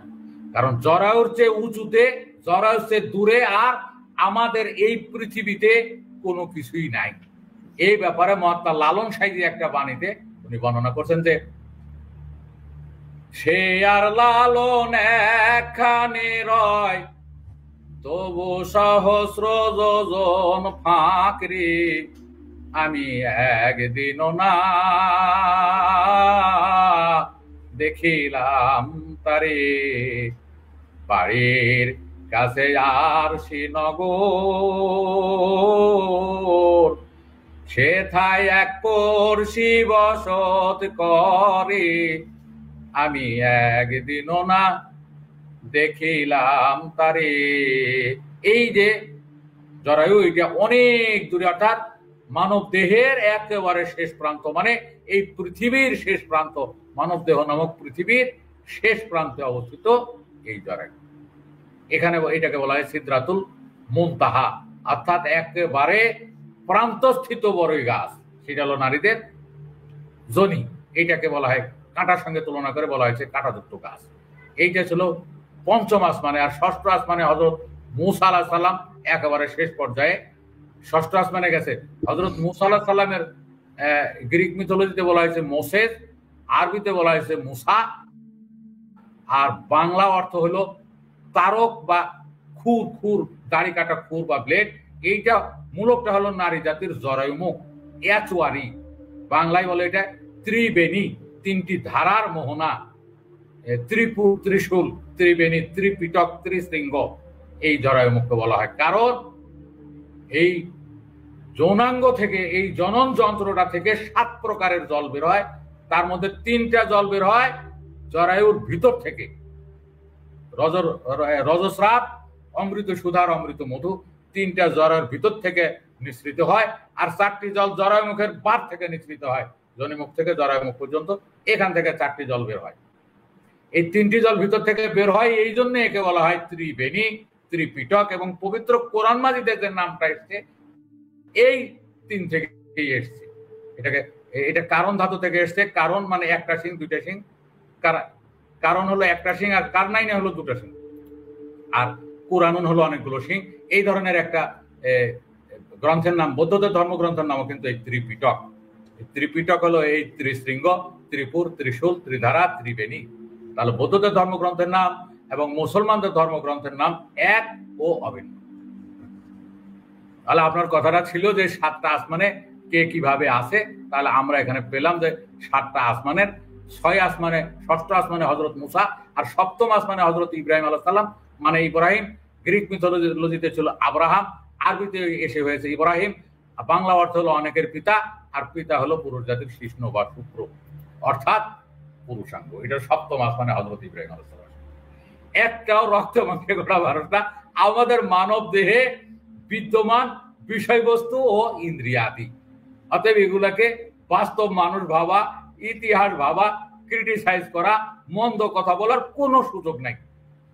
এটা একেবারে super philosophy, super science, universal science. এটা এই মরমিবাদটা বা দেহতত্ত্ববিদ্যা, যেটা আরবিতে বলে এলমে হাকিকত বা এলমে লাদুন্নি, এটা যারা জানে না এরা সবসময় উশৃঙ্খল বিশৃঙ্খল। এই জন্য পৃথিবীতে সর্বস্থলে, সর্ব জায়গায়, সর্বযুগে মোল্লা মুন্সিরা সবচেয়ে বেশি উশৃঙ্খল বিশৃঙ্খল। সেটা হিন্দু মোল্লা মুন্সি হোক, ঠাকুর পুরোহিত হোক, যে নামে ডাকে, সেটা বৌদ্ধ হোক আর খ্রিস্টান হোক আর মুসলমান। আর আমাদের উপমহাদেশে ঘটনাটা ঘটছে কি, মোল্লা মুন্সিরা তো জ্ঞান রাখেই না, তাদের চেয়েও একেবারে জঘন্য নিম্নমানের জ্ঞান নিয়ে আমাদের উপমহাদেশে কিছু এই নাস্তিক নামধারী, মানে নিজে নিজে নাস্তিক নাম ধারণ করে ওই মোল্লা মুন্সিদের রূপকথার উপরে ক্রিটিসাইজ করতে গিয়ে এমন কিছু কথা বলে যা অমার্জনীয়।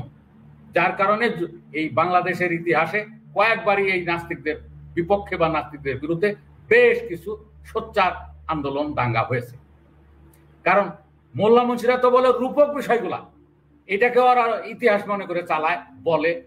ঢাকা বিশ্ববিদ্যালয়ে ইসলামিক মিথোলজিকে ইসলামিক হিস্ট্রি নামে চালিয়ে এখানে সার্টিফিকেটও দেওয়া হয়। বুঝলাম ওরা রূপকথাকে ইতিহাস বলছে। কিন্তু নাস্তিকরা কিভাবে একজন রাসূলকে বদনাম করে, একজন নবীকে বদনাম করে, নবী বিবাহ করছে, নবী এতগুলা করছে, এই নবী ছোট মেয়ে বিবাহ করছে, বুড়ি মেয়ে বিবাহ করছে, এগুলা তো একটাও ইতিহাস না, বাস্তব না। যেমন নবীর ব্যাপারে বলা হয়েছে কি যে 6 বছরের মেয়ে বিবাহ করছে নবী। 6 বছরের মেয়ে বিবাহ করা নিয়ে আমি দেখলাম যে এই কিছু অল্প বয়সে নাস্তিক, এখন নুনুর মাথায় শক্ত হয় না, কিন্তু এই অল্প বয়সে নাস্তিক এরা নবী ছোট একটা মেয়েকে বিবাহ করলো কা, আরে তোর যে এতে জ্বলে উঠলো, তোর পাশা জ্বললো 6 বছরের মেয়ে বিয়ে করা নিয়ে। আমাদের মহাত্মা লালন সাইজিতে বলছে যে 6 মাসের এক কন্যা ছিল, 9 মাসে তার গর্ভ হলো, 11 মাসে 3টি সন্তান, কোনটাতে হয় ফকিরি? চাঁদের গায়ে চাঁদ লেগেছে, আমরা ভেবে করব কি? চাঁদের গায়ে চাঁদ লেগেছে। তাহলে আমার কথা হলো যে নবীজি 6 বছরের মেয়ে বিয়ে করছে, এটা গল্প। এটা শুনে যদি তোমার হোগা জ্বলে ওঠে, তাহলে লালন সাইজি 6 মাসের মেয়ের বিয়ে বিবাহ দিতে 9 মাসে তার 3টা কি 9 মাসে গর্ভ হয়েছে, 11 মাসে 3টি সন্তান হয়েছে, এই কথা শুনলে তোমার হোগাই থাকবে, হোগা খুলে পড়ে থাকবো। বোঝো না, না জেনে না বুঝে অল্প বয়সী কিছু ছেলে নাস্তিক সেজে এইটা এইটা এইটা এটা, যেগুলো আমরা গ্রহণ করি না, যে সমস্ত বিষয় সেগুলো হাদিসেও গ্রহণ করা হয়নি, এরা ওই হাদিসের ওইগুলো খুঁজে খুঁজে, এই যে ভারতে বসে একটা ছেলে ওগুলো খুঁজে খুঁজে টিটকারি করে, ইনসাল্ট করে। আরে ওগুলো কি গ্রহণযোগ্য রূপকথা? মিরাজ নিয়ে কয়েক লাখ গল্প আছে, মিরাজের সার তুমি জানো? শেষ পর্যন্ত ঊর্ধ্বগমনটা হয়েছে কার? আমাদের এই মানব দেহ থেকে প্রতি মাসে একবার ঊর্ধ্বগমনে যায় রজস্রাব। আমি বিশ্ববাসীর সামনে বলছি, আপনাদেরকে অনন্তকাল গবেষণার জন্য দিয়ে গেলাম যে যা আছে ব্রহ্মাণ্ডে তা আছে মানব ভাণ্ডে, পবিত্র কোরআন মাজিদের সূরা জারিয়াতের 21 নম্বর আয়াত। অতএব এই মেরাজ এটা মানব দেহের, পবিত্র কোরআন মাজিদ জীবন দর্শন, জীবন বিধান, জীবন বিজ্ঞান, এর প্রতিটি আয়াত প্রতিটি শব্দই জীবনের সঙ্গে মিলবে। আপনারা মক্কায় নিয়ে যেতে কেউ বলে নাই, মক্কায় নিয়ে গেছে হাদিস আলারা। পবিত্র কোরআন মাজিদ সবার জন্য, সর্বযুগে সর্বকালে সবার জন্য অ্যাপ্রোপ্রিয়েট একটি মহাগ্রন্থ। এই গ্রন্থের একটি আয়াত বা একটি শব্দ ভুল না। আর যারা এটা না বুঝে ভুল ব্যাখ্যা করছে, তাদের ভুলের উপরে আপনারা টিটকারি করতে পারেন না। আপনাদেরকে টিটকারি করতে গেলে এটার বাস্তবতা লাগবে, এটার দর্শন লাগবে, এটার কি বলা হয় বাস্তব প্রয়োগ লাগবে, এটার বিদ্যমানতা লাগবে, এটার অবস্থান অবস্থিতি লাগবে। ছাড়া আপনি একটা গল্পের উপরে, অমুক মোল্লা একটা গল্প করছে, সেই মোল্লার গল্পের উপরে এই নবীকে নিয়ে টিটকারি করতে পারেন না। নবী হলো চিরন্তন, নবী হলো আদি অনন্ত, নবী হলো মানব দেহ চিরবিদ্যমান। এই মদিনায় শুয়ে রয়েছে, মক্কায় শুয়ে রয়েছে, দুধ মায়ের কাছে যা দুধ খাইছে, তারপরে কিছু লোক নিয়োগ দিয়েছে, কিছু যুদ্ধ করছে, কিছু বিবাহ করছে। এগুলো সব রূপ কথা, Arabian mythology, not Arabian history. পৃথিবীর কেউ বলতে পারবে না যেগুলো অ্যারাবিয়ান হিস্ট্রি। এগুলো অ্যারাবিয়ান মিথোলজি, এগুলো ইসলামিক মিথোলজি, হিন্দু মিথোলজি, বৌদ্ধ মিথোলজি। এগুলোকে কেউ বৌদ্ধ হিস্ট্রি বলে না, এগুলোকে হিন্দি হিস্ট্রি কেউ বলে না। কেন আপনারা মুসলমানরা হিস্ট্রি বলেন? তো মুসলমানরা হিস্ট্রি বলে কার? শিক্ষিত, এই কি বলা হয় একাডেমিক ভাবে, প্রাতিষ্ঠানিক ভাবে কিছু অক্ষর জ্ঞান পাওয়া এই শিক্ষিত মূর্খরা এগুলাকে ইতিহাস নামে চালায়। যেমন সৈয়দ আমির আলী, বিশাল ইতিহাসের লেখক, ইসলামের ইতিহাসের লেখক সৈয়দ আমির আলী, তার বই পড়িয়ে ঢাকা বিশ্ববিদ্যালয় থেকে ইসলামিক হিস্ট্রিতে অনার্স মাস্টার্স করছে, ডিগ্রি দেওয়া হয়। ইসলামের ইতিহাস এগুলা যত বক্তা ওয়াইজিন টোটালটাই এই রূপকথাকে ইতিহাস নামে চালায়। আর মতবাদকে ধর্ম নামে মিথ্যা ছলনাবাজি করে এই সার্কাস গুলো চালা, মানুষকে বিভ্রান্ত করে। এগুলো হলো মুসলমানদের ইসলামী মতবাদ, নট এটা ধর্ম। মতবাদ আর ধর্ম এক না। মতবাদ হলো মানুষের বানানো, আর ধর্ম হলো আদি অনন্ত চিরন্তন। ধর্মের সৃষ্টি ধ্বংস কেউ করতে পারে না। যেমন চুম্বকের ধর্ম আকর্ষণ করা, চোখের ধর্ম দর্শন করা, বাতাসের ধর্ম উড়ানো, আগুনের ধর্ম পোড়ানো। এই মানব দেহের যতগুলো অঙ্গ প্রত্যঙ্গ আছে এগুলোর ধর্মের রূপক বর্ণনাটা হলো এই যে কিচ্ছা কাহিনী। এগুলো একটাও মানুষ না, আপনি একটাও বার করতে পারবেন না যে নবীর 4 খলিফায়রা মানুষ ছিল, হাসান হোসেন মানুষ ছিল, মা ফাতেমা মানুষ ছিল, একটাও না, সব রূপক। আমাদের দেহের কোনো না কোনো প্রত্যঙ্গের উপরে পার্সনিফাইড করে বা নরোত্তারোপ করে এই চরিত্রগুলো তৈরি করা।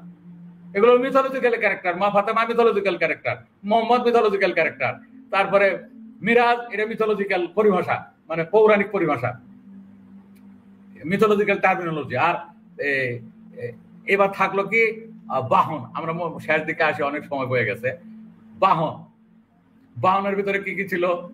যেমন বাহনের ভিতরে পোরাকার রফরফ ছিল। আমরা একটা একেবারে কাছাকাছি এসেছি, আপনি এখন সাথে থাকেন, কোনো সমস্যা নেই। হ্যাঁ,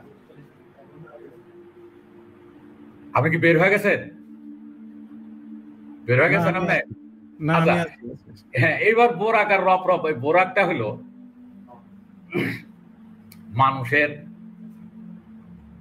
দাড়ি, পুরুষ জাতির দাড়ি কবে গজায় এটা মনে রাখার প্রয়োজন হয় না। আর নারী জাতির রজস্রাব কবে উদ্গত হয় এটা মনে রাখার প্রয়োজন হয়। কিভাবে জানেন? এই মাসে রজস্রাব কত তারিখে এসছে, সামনের মাসে আবার কত তারিখে আসবে। দূরে ভ্রমণে গেলে, গাড়িতে, পিকনিকে, বাসে, ট্রেনে কিভাবে তারা তাদের সচেতনতা বা সাবধানতা অবলম্বন করবে এই জন্য মনে রাখে। তাহলে যেদিন রজস্রাব আগমন করে ওদিন থেকে মনে রাখার প্রয়োজন হয়। আর মনের গতি বিদ্যুতের গতির মতো। আর বিদ্যুতের নাম হলো বার্ক, বার্ক থেকে হয়েছে বোরাক। মনকে বিদ্যুতের গতির সঙ্গে, বিদ্যুতের সঙ্গে উপমা করা হয়েছে। তাহলে ওই বোরাকটা হলো মন। নবী কোথায় কিসে চড়ে ভ্রমণ করছে? বোরাকে। বোরাক মানে কি? মন। বোরাকের প্রায়োগিক ক্ষেত্র বা টেকনিক্যাল মিনিংটা হলো মন, আর লাক্সিক্যাল মিনিংটা হলো বিদ্যুৎ বা বজ্র। তাহলে লাক্সিক্যাল মিনিং তারা কখনোই এই পৌরাণিক বিশ্ব চলে না, পৌরাণিক বিশ্বটা চলে টেকনিক্যাল মিনিং বা প্রায়োগিক ক্ষেত্রের উপরে। যে লাঠি যে বলা হলো, খুঁটি যে বলা হলো, সবে মাত্র একটি খুঁটি, খুঁটির গোড়ায় নাইকো মাটি। এই খুঁটিটার লজিক্যাল মিনিং, আবিধানিক অর্থ হলো ঠেকনা, অবলম্বন, কিন্তু টেকনিক্যাল মিনিং বা প্রায়োগিক ক্ষেত্র হলো পেনিস বা শিশ্ন। তো পৌরাণিক বিশ্বটা চলে সবসময় টেকনিক্যাল মিনিং এর উপর। তাহলে এখানে বোরাকের আবিধানিক অর্থ হলো বিদ্যুৎ, প্রায়োগিক ক্ষেত্র হলো মন। যেদিন থেকে রজ আসে সেদিন থেকে মনে রাখা আরম্ভ করে নারীরা। এটা হলো নবীর প্রথম বাহন। এই বাহনে চড়ে গেছে কোথায়? আসরাবি আব্দিহি লাইলাম মিনাল মাসজিদিল হারাম ইলাল মাসজিদিল আকসা। উনি একটা রাত্রিতে মানে আমার এক দাসকে এক রাতে পবিত্র মন্দির থেকে মহাপবিত্র মন্দির পর্যন্ত ভ্রমণ করানো হয়েছে। তো পবিত্র মন্দির, মন যে জায়গায় স্থির হয় সেটা হলো মন্দির। তাহলে পৃথিবীতে যত পুরুষ আছে, সাধু বাবা হোক, দরবেশ বাবা হোক, আর ওয়াইজিন, বক্তা, ঠাকুর, পুরোহিত, ব্রাহ্মণ, হ্যাঁ, এরপরে ভিক্ষু, পাদ্রী, যতই যা হোক, সবার কিন্তু মন একটা জায়গায় স্থির হয়, সেটা হলো নারীদের যৌনাঙ্গ। মন স্থির হওয়ার জায়গা একটাই, এই জন্য এটাকে বলা হয় মন্দির। আর একটা রাতে এক মন্দির থেকে আরেকটা মন্দিরে ভ্রমণ করা হয়েছে। রাতটা ছিল 3.5 দিনে 1 রাত। দেহঘড়ি চলে 9 প্রহরে। দেহঘড়িটা চলে 9 প্রহরে। আর বিশ্বের যত ধর্মগ্রন্থ এবং মরমী বাণী আছে, এইটা পাঠ করতে হয় বডি ক্যালেন্ডার দ্বারা, দেহপঞ্জিকা দ্বারা। এইটা গভর্নমেন্ট ক্যালেন্ডার দ্বারা পাঠ করার বই না। এই মহাগ্রন্থগুলো, মরমী বাণীগুলো গভর্নমেন্ট ক্যালেন্ডার দিয়ে পাঠ করলে একটা ডেটও মিলবে না, কোনো কিছুই হবে না। অথচ ওরা করে, ঠাকুররাও করে তাদের পঞ্জিকা দ্বারা, আর মুসলমানের মোল্লা মুন্সিও করে গভর্নমেন্ট ক্যালেন্ডার দ্বারা। সবে বরাতের রাত, সবে কদরের রাত, এগুলো কিন্তু ওরা বার করে। 16 আনা ভুল, 16 আনা অজ্ঞতা, মূর্খতা। বডি ক্যালেন্ডার দ্বারা বার করতে। বডি ক্যালেন্ডারের দিন হয় 27 দিনে 1 দিন আর 3.5 দিনে 1 রাত। রজকালটাকে বলা হয় 1 রাত, 3.5 দিনে 1 রাত। পবিত্র কালকে বলা হয় 1 দিন। পবিত্রতা কাল চলে 27 দিন। আমাদের সৌরজগতের 27 দিনে 1 দিন, সৌরজগতের 3.5 দিনে 1 রাত। আর এখান থেকে বের হয়েছে সারা পৃথিবীতে এখন পর্যন্ত যে গণনা পদ্ধতি আছে, সেই গণনা পদ্ধতি অনুযায়ী রাতের নাম 1টা আর দিনের নাম 7টা। আমি আপনার মাধ্যমে পৃথিবীর এই প্রান্ত থেকে ওই প্রান্ত পর্যন্ত সকল গবেষক, দার্শনিক, চিন্তাবিদ, লেখক, গবেষককে আমরণ চ্যালেঞ্জ করে গেলাম। কেন রাতের নাম 1টা হলো আর দিনের নাম কেন 7টা হলো? কোত্থেকে এসছে, কোন সূত্র দ্বারা, কারা এটা নির্মাণ করেছে? একমাত্র দেহতত্ত্ব ছাড়া, এলমে লাদুন্নি বা এলমে হাকিকত বা এলমে মিনহাজ ছাড়া পৃথিবীর কোন মানুষ এটা সুরাহা দিতে পারবে না। রাতের মধ্যে কি সমস্যা হলো যে তার নাম মাত্র 1টা আর বাকি নাম রাখা হলো না? আর দিনের মধ্যে কি হলো যে দিনের নাম 7টা রাখা হলো আর রাতের নাম 1টা রাখা হলো? কারণটা কি? যথেষ্ট যথেষ্ট কারণ আছে, যথেষ্ট উপকারিতা আছে, যথেষ্ট লাভ আছে। আপনি এখনই বাংলাদেশের যতগুলো বাংলা পত্রিকা আছে সকল সম্পাদককে প্রশ্ন করেন যে আপনারা যে ডেটগুলো লিখতেছেন, এই বারগুলা, এই 7টা বার কারা আবিষ্কার করেছে, কোথায় থেকে এসছে, আর রাতের নাম কেন নাই, দিনের নাম কেন 7টা? সকল বাংলা পত্রিকার সম্পাদককে জিজ্ঞেস করেন, গবেষককে জিজ্ঞেস করেন, মোল্লা মুন্সিকে জিজ্ঞেস করেন। দেহতত্ত্ব যারা জানে না, ডাক্তার হলো আদর্শ ডাক্তার না। যারা অন্যান্য অপারেটিং সিস্টেম পরিচালনা করতে পারে, নিজের অপারেটিং সিস্টেম সম্পর্কে যারা জানে না, তারা ডাক্তার হলো আদর্শ ডাক্তার না, মাস্টার হলো আদর্শ ডাক্তার, আদর্শ মাস্টার না, এমপি হলো আদর্শ এমপি না, প্রধানমন্ত্রী হলো আদর্শ প্রধানমন্ত্রী না। তাদের কাছে কোনো কিছুই কি সংরক্ষণ থাকবে না, নিরাপদ থাকবে না। আর যদি একজন তাত্ত্বিক হয়, মরমী বা বিজ্ঞানী হয়, তার কাছে সকল কিছুই নিরাপদ। যা রাখবেন, টাকা নিরাপদ, নারী নিরাপদ, সম্পদ নিরাপদ, সব নিরাপদ। আর তাদের কাছে কোনো কিছুই নিরাপদ না। আপনি যতই সুন্দর কাপড় চোপড় দেখেন, আর লম্বা দাড়ি, টুপি পাগড়ি দেখেন, পয়সা দেখেন, ত্রিশূল দেখেন, তাদের কাছে কোনো কিছুই নিরাপদ না। এই কারণে যারা নিজের সম্পর্কে জানে না, শুধু অন্যের সম্পর্কেও তারা জানার চেষ্টা করে। আমরা আবার মূল জায়গায় ফিরে যাই। বোরাকটা গেল, বোরাকটা ছিল মন। মনে সবসময় গণনা করে যে কয়েকদিন পরে আবার আসবে, কত তারিখে এসেছিল। এরপরে এলো রফ। রফ চতুর্থ আসমানে গিয়ে তো নাকি সিদরাতুল মুনতাহার পরে তো আর বোরাক চলে নাই, তখন আসতে হলো রফ। গল্পের মধ্যে রফ শব্দটা এসছে আরবি থেকে, এর বাংলা অর্থ হলো কাদা রক্ষক, বা ইংলিশে বলা হয়েছে মাঠগার্ড। এটা হলো নারীদের রজপটি। রজপটি কেন?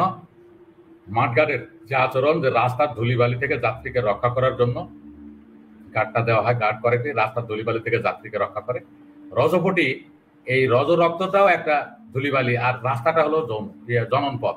জনন পথ দিয়ে যে রজ নামক যে ধুলিবালি বা রস আসতেছে, এইটা যাতে সেই ঋতুমতী নারীর শরীরে কাপড়ের স্পর্শ না হয়, এই জন্য যে পটিটা ব্যবহার করা, এটাকে বলা হয় আরবিতে রফরফ, ইংলিশে বলা হয় মাঠগার্ড, বাংলায় বলা হয়েছে রজপটি, বা ইংলিশে বলা হয়েছে প্যাড। এইটার উপরে নবী চড়ে কদিন থাকে? 3 দিন। এই পটির উপরে চড়ে 3 দিন থাকে, এই জন্য বলা হয়েছে এটা নবীর বাহন, ঊর্ধ্ব গমনের বাহন।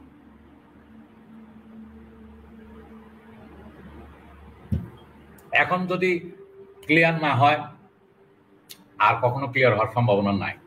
কতগুলো জিনিস আমি বললাম। আর একটা জিনিস, আমাদের উপমহাদেশে আছে কিন্তু কোনো তাফসিরের ভিতরে, হাদিসের ভিতরে নাই। আমি অনেক চেষ্টা করেছি, অনেক খোঁজাখুঁজি করেছি। রায়হান সাহেব, এই তাফসিরের ভিতরে বা হাদিসের ভিতরে আপনার 27 দিন যে নবী ভ্রমণে ছিলেন, ঊর্ধ্বগমনে ছিলেন, এই প্রমাণটা কোনো হাদিসের ভিতরে আমি পাইনি। তবে ফকির পাড়ায় অনেকে বলেন যে নবী 27 বছর মেরাজে ছিলেন। 27 বছর। তো কোরআন মাজিদের বাণী যে আছে যে তোমাদের গণনার 1 বছর প্রভুর একদিন, তার 27 বছর হবে 27 দিন।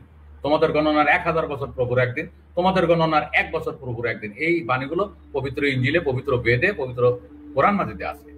তাহলে ফকিরেরা জেনে বলুক আর না জেনে বলুক, যেহেতু কোনো উৎস নাই, কোনো হাদিস শরীফে নাই, বা কোনো তাফসিরের ভিতরে আছে কিনা, আমি যতগুলো তাফসির পড়েছি আমার মনে পড়ে না, কিন্তু ফকির পাড়ায় শোনা যায় যে নবী মেরাজে গিয়ে 27 বছর কাটিয়েছিলেন। তো 27 বছর, 1 বছর যদি একদিন হয়, তাহলে 27 বছরে হয় 27 দিন। 27 দিন হলো রজস্রাবটা থাকে হলো উঠতে, তারপরে 27 দিন পর আবার ফিরে আসে।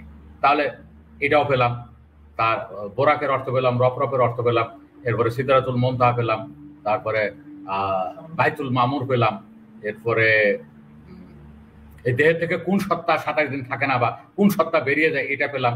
তাতে মনে হয়, তাতে আমরা যদি মানে কনক্লুশনে আসি, একেবারে চূড়ান্ত সিদ্ধান্তে আসি, এইটা আমাদের দেহের একমাত্র রজস্রাব, যাকে আরবিতে নবী বলা হয়।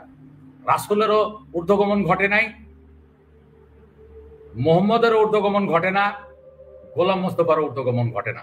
তাহলে আমাদের এই উপমহাদেশে বক্তারা বক্তব্য দেওয়ার সময় নবী মেরাজে গেছে, রাসূল মেরাজে গেছে, মুহাম্মদের মেরাজ হয়েছে, এই যে কি শুরু করে। আপনি মুহাম্মদটা আগে চেনেন, এরপরে আপনি নবীটা চেনেন, রাসূলটা চেনেন, গোলাম মোস্তফাকে চেনেন, চেনার পরে আপনি এগুলো গুলান। যেমন আপনি চা, চিনি আর পাতি আর কি বলা হয় লবণ, এগুলো একসঙ্গে দিয়ে গুলিয়ে ফেললেন না। আপনাকে এগুলো চিনতে হবে। বাঙ্গু কোনো মোল্লা মুন্সি এগুলোর ভিতরে পার্থক্য করে না, ঢালাও ভাবে যে নবী সেই রাসূল সেই মোহাম্মদ সেই গোলাম মোস্তফা চালিয়ে যাচ্ছে। অর্থাৎ চিরদিনের জন্য একেবারে 100% ভুলের ভিতরে এই জাতি নিমজ্জিত। এই জাতিকে উদ্ধার করার মতো, বাঁচানোর মতো আর তেমন কোনো পথ খোলা নাই। আমি 40 বছর ধরে এই কোরআন মাজিদের এলমে হাকিকত বা এলমে লাদুন্নি বর্ণনা করে আসছি। কয়টা লোক ফিরছে আমার কাছে এলে হু ধরবে, বাইরে গেলে আবার যা করার। মোটামুটি আমরা কনক্লুশনে এলাম, অতদূর আর বর্ণনা করার সময় পাবো না, যে আসলে ঊর্ধ্বগমনটা হয়েছে রজস্রাবে। জি ঠিক আছে, আমার মনে হয় হ্যাঁ আমরা 1 ঘন্টা 20 মিনিট পার করে ফেলেছি। মাঝখানে একটু বিদ্যুৎ বিভ্রাটের কারণে হ্যাঁ সমস্যা হয়েছে, তবে সব মিলিয়ে আশা করি পুরো জিনিসটা, কনসেপ্টটা ক্লিয়ার হয়ে গেছে দর্শকদের। আর যে কারণে আমি আবার আপনাকে জিজ্ঞেস করেছি, আপনি আবার একই জিনিসই ব্যাখ্যা করেছেন খুব ধৈর্য সহকারে, এজন্য অনেক ধন্যবাদ। তো আমরা কি কিছু দর্শককে যুক্ত করব, আর নাকি আজকের মতো হোক, যেহেতু সমস্যা নাই, পার করে ফেলেছি আমরা। হ্যাঁ, দর্শকদের যুক্ত করেন, করে আরো যদি কোনো কনক্লুশনের কোনো প্রশ্ন থাকে আমি দিয়ে দিব, কোনো সমস্যা নেই। আচ্ছা, আমি একটা যুক্ত হওয়ার লিংক দিয়েছি, সেটাতে ক্লিক করে আসতে পারেন যে কেউ। আর আপনি কি আরেকটা ফাইল দেখাতে চাইছিলেন, সেটা কি আর আজকে দরকার? হ্যাঁ, আরেকটা ফাইল আমি দেখাতে চাইছিলাম, সেটা আছে, সেটা এখানে আছে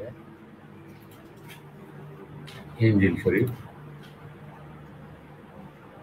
ইনজিল শরীফের আমি এই মিরাজের বাণীটা যে ইনজিল শরীফের ভিতরে আছে এই ব্যাপারটা দেখাতে চাইছিলাম।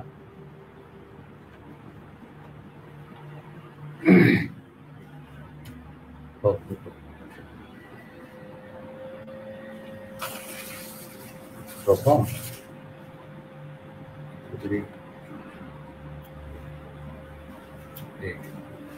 নম্বর 22-এ যখন যাব তখন আমরা এটা পেয়ে যাবো। এই যে এখানে দেখেন ইনজিল শরীফের দেখা যায়, দেখা যায় হ্যাঁ দেখা যাচ্ছে।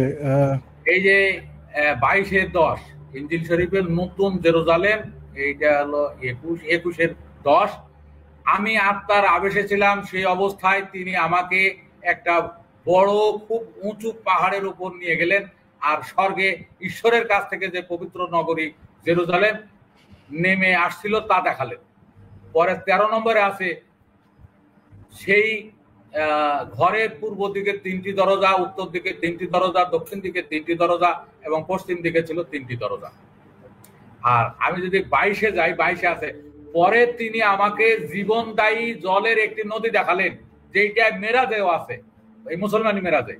এই নদী স্ফটিকের মতো স্বচ্ছ, তা ঈশ্বরের ও মেষশাবকের সিংহাসন থেকে বয়ে চলেছে।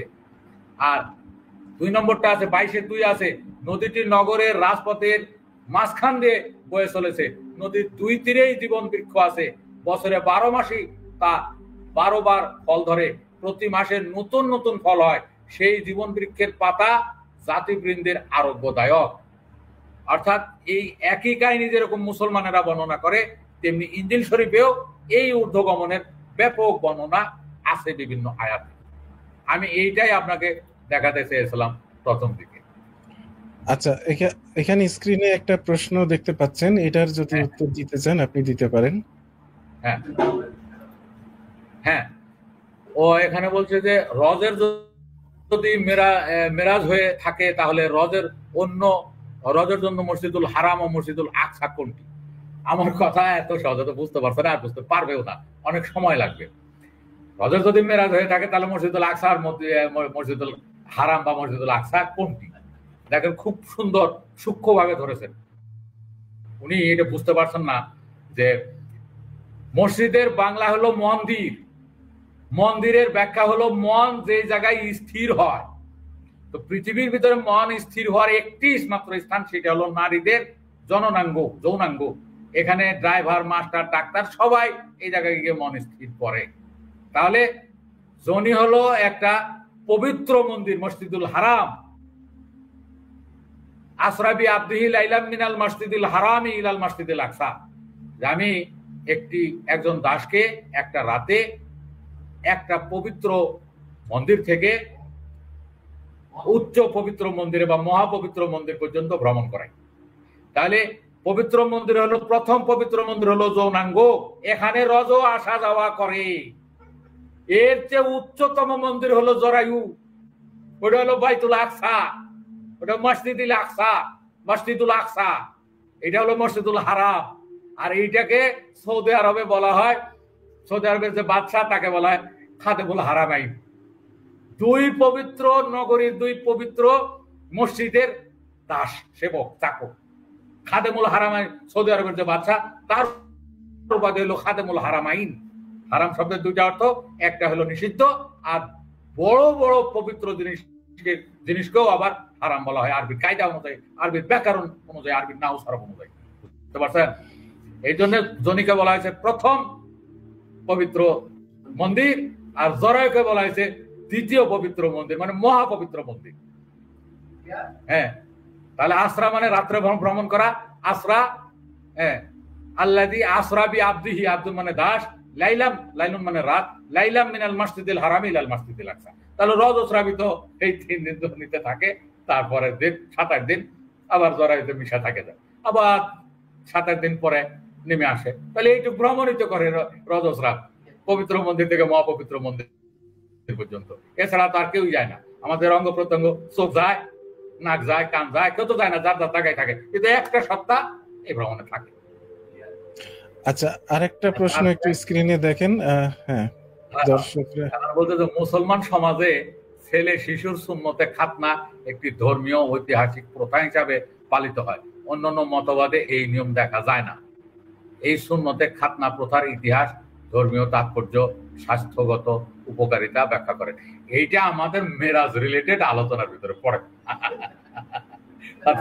এইটা আমাদের এখানে সময় কাটানোর, লম্বা করার কোনো সুযোগ নাই, এটা আমরা অন্যদিন লেখে মানে নিয়ে নেই সমস্ত। আচ্ছা, এইটা যদি দেখেন, আপনি চাইলে উত্তর দিবেন। থাকলে খিজির আলাহ সালামের আলোচনা শুনতে মানে করতে পারেন। না না, এগুলো অনেক বড় লম্বা আলোচনা, এটা আমাদের আজকে এই মেরাজ রিলেটেড না। আরেকটা প্রশ্ন আছে। আচ্ছা, বলছে যে গুরুজি আপনার অভয় চরণে ভক্তি রেখে একটা প্রশ্ন করছি। গুরুজি, মানব সন্তান যেহেতু পিতার বীর্য থেকে সৃজিত, বলা হয় যে পুত্রের মধ্যে দিয়েই পিতার পূর্ণরূপে পুনর্জন্ম ঘটে, যদি সেই একই পিতার একাধিক সন্তান হয়, এগুলো আমাদের মেরাজ রিলেটেড না, আমরা এই সমস্ত প্রশ্ন আজকাল নেব না। তারপরে কনক্লুশনের দিকে এসে এই আগেরটা রিলেটেড ছিল। হ্যাঁ, এটাও মনে হচ্ছে রিলেটেড না, আমি এই জন্য সরিয়ে নিলাম। নতুন চাঁদ। তাহলে আজকে আমরা শেষ করতে পারি। ব্যাকইয়ার্ডে যারা যুক্ত হয়েছেন তাদের ডিভাইস নট কানেক্টেড দেখাচ্ছে, যে কারণে আমি যুক্ত করতে পারছি না। আচ্ছা, তারপরও একজনকে যুক্ত করলাম, আপনি আনমিউট করে কথা বলতে পারেন। মুজিবুর রহমান।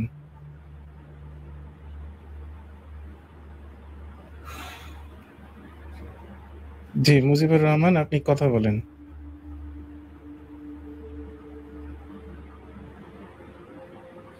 আচ্ছা, মুজিবুর রহমান, আমাদের আর কোনো বিষয় আছে বাদ পড়েছে কি আজকের আলোচনা? না, ঠিক আছে, পুরো আলোচনা মোটামুটি একটা কাঠামো তো দাঁড় করান গেছে বাস্তব দর্শনে বা জীবন দর্শনে। মেরাজের যে কাঠামোটা, এতদিন যে কাঠামোর উপরে মানুষ আছে, আর আমরা একটা নতুন না, আমরা জীবন দর্শনটাকে উপস্থাপন করলাম, বাস্তব দর্শনটাকে উপস্থাপন করলাম। ঠিক আছে, গল্প নিয়ে থাকে, কাহিনী নিয়ে থাকে। তাহলে আজকের মতো আমরা শেষ করতে পারি। আবার পরের পর্বে সবাইকে আমন্ত্রণ জানিয়ে আজকের মতো শেষ করি। আপনারা নিশ্চয়ই অনেক কিছু শুনতে পেরেছেন, জানতে পেরেছেন। আর দর্শকরা যে ধরনের প্রশ্ন করছে, প্রশ্ন শুনলেও বোঝা যায় যে হ্যাঁ, তারা অনেকখানি জানতে পেরেছে, বুঝতে পেরেছে, না হলে তো প্রশ্ন আসতো না। আশা করি পরের পর্বে আবার যুক্ত করবেন, এবং গুরুজির কথা বুঝতে হলে অবশ্যই প্রথম থেকে ভিডিওগুলো দেখে আসবেন। আমরা ধারাবাহিকভাবে তিতা টিভিতে উপস্থাপন করছি যাতে আপনারা বুঝতে পারেন। হঠাৎ করে মাঝখান থেকে এসে দেখলে হয়তো অনেক কিছু বুঝতে পারবেন না, যে কারণে যারা নতুন দেখছেন তারা আগের পর্বগুলো দেখে রাখবেন, পরবর্তী পর্বে আবার যুক্ত হবেন, সেই আশা ব্যক্ত করে আজকের মতো শেষ করি। জি গুরুজি, আপনি শেষ কথা বলে বিদায় নিই আজকের মতো। আমি আপনার মাধ্যমে তিতা টিভির সকল ভিউয়ার, পাঠক, দর্শক, শ্রোতা সবাইকে ধন্যবাদ জানাই। আর আমার বলার ভিতরে যে সমস্ত অশালীন অশ্রব্য ভাষা এসছে, এগুলোর জন্য আমি সবার কাছে বড় জোরে ক্ষমা প্রার্থী। আমাকে ক্ষমা করবেন যে ওই কেন অশালীন অশ্রব্য ভাষাগুলো আমি ব্যবহার করি। এগুলো ব্যবহার না করলেই নয়, যে জায়গায় সেই জায়গায় আমি করি। আর আমাদের এই দর্শনটা যেহেতু super philosophy, super science, universal science, এই জন্য প্রথমেই যদি বুঝতে না পারেন, হতাশ হওয়ার কিছু নাই। আমাদের এই জুয়েল সাহেব অনেক ধৈর্যশীল মানুষ। আমরা কন্টিনিউ যদি এই আলোচনাগুলো করতে থাকি, আপনাদের অসমাপ্ত যে জিজ্ঞাসাগুলো রয়েছে, যে আমার আরো জানা ছিল, আমরা পর্যায়ক্রমে আপনাদের সাথে থাকবো। সবাই আমাদের জন্য কি সাথে থাকবেন। আমরা তো দোয়া চাইতে পারি না, আর ওই পক্ষেরও না। সবাই সাথে থাকবেন, সবাই ভালো থাকবেন, সুস্থ থাকবেন। সবার সুস্থতা কামনা করে আজকের মতো আমি আপনাদের মাঝ থেকে সাময়িক বিদায় নিচ্ছি।